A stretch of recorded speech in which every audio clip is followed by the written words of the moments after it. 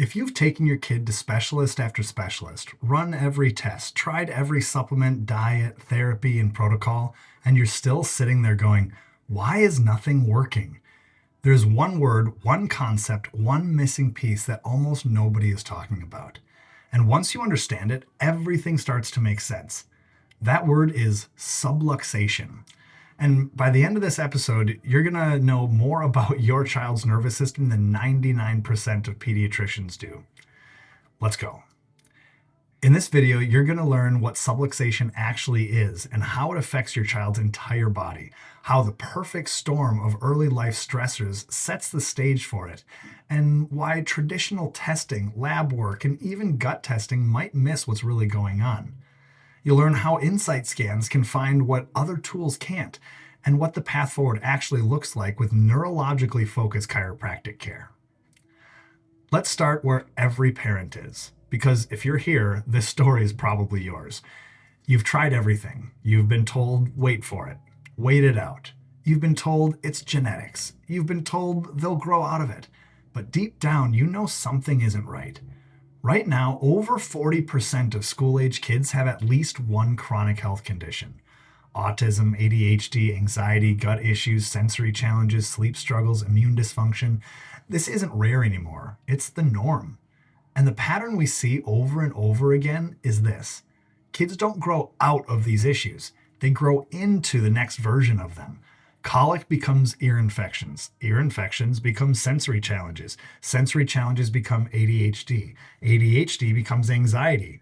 Same child, same nervous system, just a new label.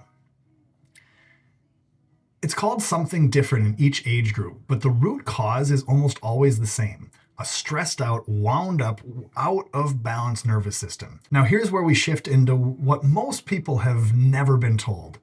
Most people, and honestly, even most chiropractors, define subluxation as a bone being out of place. But that's maybe 10% of the picture. Subluxation is not just structural, it's very neurological. There are 3 layers to it. First, there's a misalignment, a structural shift within the neurospinal system. Second, there's fixation and restricted motion, meaning the joints stop moving the way that they're supposed to. And when that happens, they lose proprioception. And third, most importantly, is a neurological interference and imbalance, where the brain stops receiving clear, accurate information from the body and instead starts receiving stress signals. Think about it like this. Your child was designed to operate at 5G speed, and subluxation drops that entire system down to dial-up. Everything slows down. Everything gets distorted. Now let's go deeper, because this next piece is the one almost nobody teaches parents. Proprioception is your body's GPS system. It's the constant stream of information coming from your joints, muscles, ligaments, and connective tissue that tells the brain where the body is in space, how to coordinate movement, how much tone to use, and whether things are safe. It's the single largest source of sensory input to the brain, bigger than vision, more constant than anything else. When a joint becomes restricted because of subluxation, proprioception decreases. And when proprioception goes down, something else goes up. Nociception. Nociception is the brain's threat detection system. It's the input that says something is wrong, something is dangerous, something needs attention. So now you have this seesaw. Less proprioception coming in, more nociception going up. The brain stops hearing everything is safe and coordinated and instead starts hearing alert, alert, alert. Which means your child's brain is being told every second of every day that the body is under stress, even when it's not. Now let's talk about where this really matters most, the brainstem and the upper neck. The brainstem is the air traffic control of the entire body. It's coordinating breathing, heart rate, digestion, immune function, sensory processing, and motor control all at the same time. When the air traffic control goes down, nothing runs smoothly. It's also the operating system of the body. And when that system crashes, everything else starts to malfunction. The upper neck is one of the most neurologically dense areas in the entire body. It is packed with proprioceptors, and it's where the vagus nerve lives. the nerve responsible for calming the body, regulating digestion, supporting the immune system, and acting as the brake pedal for the stress response. Every single time, the brainstem is controlling three major domains: regulation, things like sleep, digestion, immune function, heart rate, breathing; sensory processing, filtering input, determining what's safe versus threatening; and motor development, tone, reflexes, posture, coordination, speech. So when there's a subluxation in the upper neck, you don't just get one symptom. You get a wide range of seemingly unrelated challenges because it's the same root showing up in different ways. When the brainstem is subluxated and the vagus nerve is interfered with, the immune system loses its off switch, the stress response loses its brake pedal, and the brain essentially goes blind to what's happening in the body. So how does this happen? This is where the perfect storm comes in. Genetics might load the gun, but the environment pulls the trigger. There are three major layers. First, prenatal stress. Elevated cortisol levels during pregnancy cross the placenta, meaning the baby is developing inside a stress chemistry environment during one of the most critical neurological windows in life. Second, birth trauma and interventions.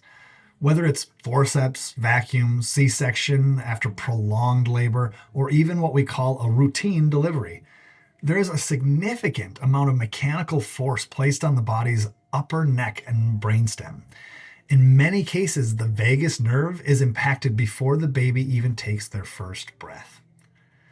And third, the environmental storm. Today's kids are exposed to levels of stress, toxins, processed foods, antibiotics, and immune challenges that previous generations never experienced. The rates of autism, ADHD, anxiety, and autoimmune conditions have skyrocketed, and it cannot be explained by genetics alone. Think of it like a bucket. Every stressor fills that bucket, and eventually it overflows. Symptoms are just like the overflow. We can't always control what goes into the bucket, but we can absolutely increase capacity and improve drainage. So what does this actually look like in real kids? It looks like a child who is both wound up and worn out at the same time. One foot on the gas pedal, one foot on the brake pedal. You'll see it in the body: colic, reflux, constipation, ear infections, poor sleep, frequent illness, muscle tone issues, clumsiness. You'll see it in sensory challenges: kids who are either seeking input constantly or avoiding it altogether, kids who melt down easily or get overwhelmed quickly.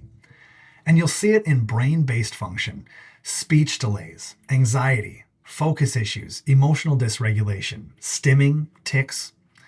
This follows a predictable pattern. First, sympathetic dominance. The gas pedal gets stuck on. Then dysregulation. The system becomes chaotic. And eventually, neurological exhaustion, where regression starts to happen. And here's the truth. Your child isn't broken. They're not bad. They're not defiant. They're overwhelmed. Their body is running a sprint while asking them to sit still and be calm. So why does this get missed? Because most systems are looking in the wrong place. Conventional pediatricians are often focused on symptoms, growth charts, and basic milestones. Functional medicine does incredible work with gut health, nutrition, and toxins, but the nervous system controls every one of these systems. Functional neurology focuses on reflexes and rehab, but if you don't address subluxation first, you're skipping the foundation. And traditional chiropractic often focuses only on pain and structure without addressing the neurological component. So parents end up stuck, trying everything, taking 30 to 40 supplements, spending thousands of dollars, doing all the right things, just in the wrong order. This is the missing link. You haven't been failing, you've been missing one piece of the puzzle. So how do we actually find it and fix it? We don't guess. We test. That's where insight scans come in. These are objective neurological measurements. The neurotonal scan looks at autonomic function and identifies areas of dysautonomia. The EMG scan measures muscle tension, asymmetry, and neurological stress patterns. And HRV measures how adaptable and resilient the nervous system is overall. These scans give us real-time look at what's happening neurologically, not just structurally.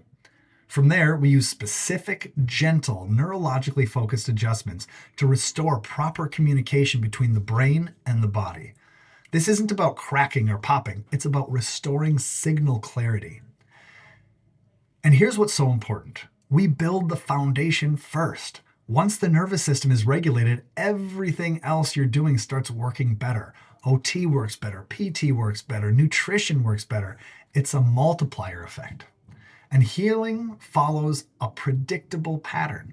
The body improves first, sleep, digestion, immune function, then motor patterns, then sensory processing, then behavior, speech, and cognition. So here's what I want you to take away from this. Your child's challenges are not random. They're not just genetic. They're not something you just have to live with. There's a root cause. There's a neurological explanation. And there's a clear path forward. I'm not telling you to stop doing everything else. I'm telling you to put the foundation in place first, and then watch everything else start to work the way it's supposed to.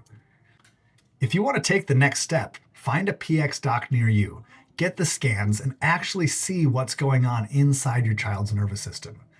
Because you deserve answers, and your child deserves the foundation.